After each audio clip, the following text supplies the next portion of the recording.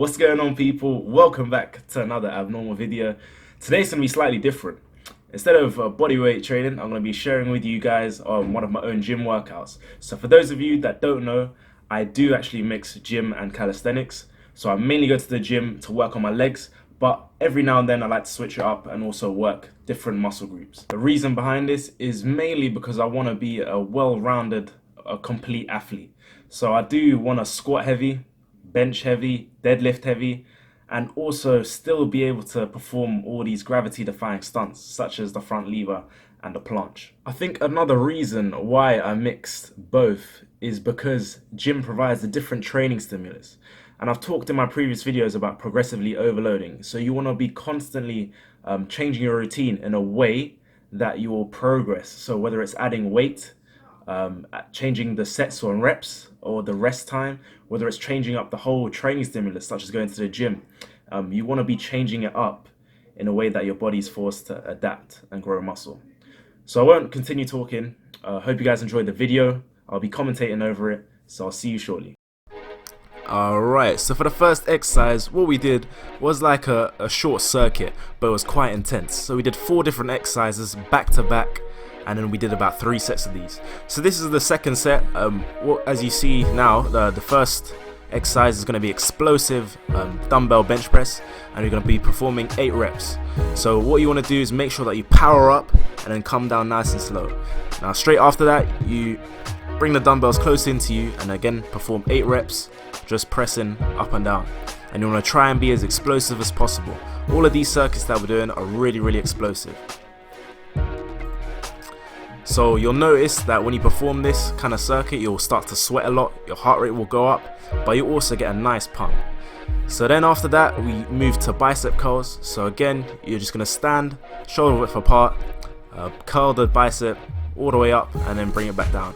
You want to try and make sure that your elbow is fixed in one position. You don't want your arm to rock too much because we want to keep that nice clean form. Straight after the bicep curls, down to the floor, 15 push-ups. Bodyweight push-ups, knock them out as fast as you can. By now your body's probably fatiguing, the muscular endurance is kicking in, but fight for those reps. Try and keep your form. People's lower backs tend to arch, so you want to try and keep your core tight when you're performing the push-ups.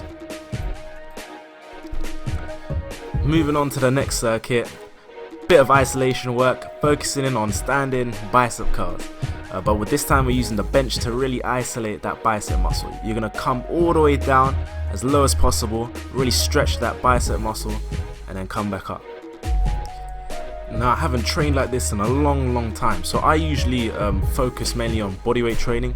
So these past months I've been really working on skill work, so working on the planche, the front lever, back lever, and that's what's made me keep my physique, my lean physique.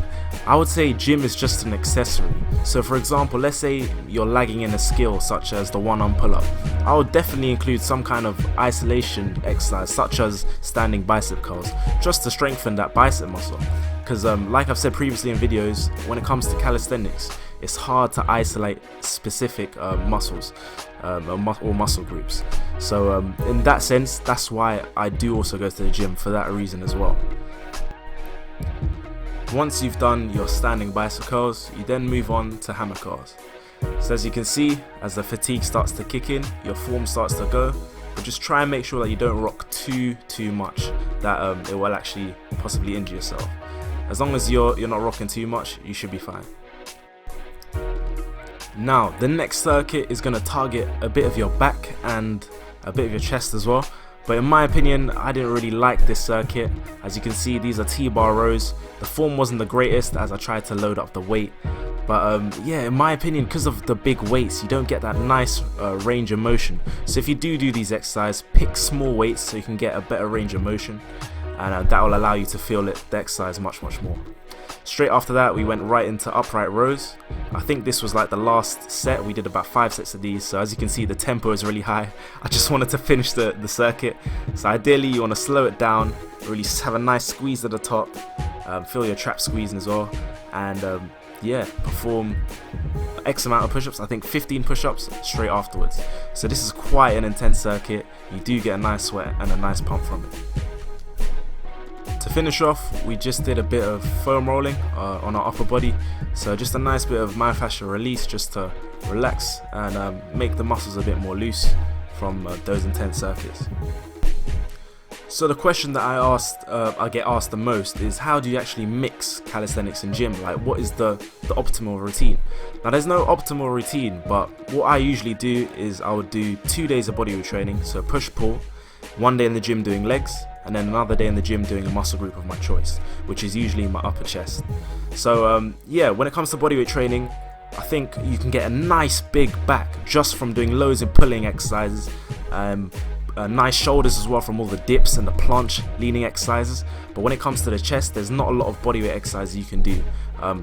You can use rings. I would say that's the best form of exercise, but in my opinion, aesthetically, I would want to build a nice upper chest, and for that reason I would probably focus on doing incline dumbbell presses really heavy in the gym.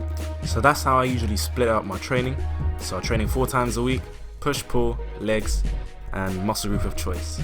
So the main thing I want to get across from this video is that use gym as like an accessory. It's not a necessity, but if you have access to one and you want a different training stimulus, or you're just bored and want to switch up your routine, definitely give it a try. Hey, I kind of like that phrase. When it comes to calisthenics, gym is an accessory, not a necessity. Hey, I need to trademark that. But yeah, once again, hope you guys enjoyed the video. Comment, like, share, most importantly subscribe, and I'll see you guys next week with another video. Peace.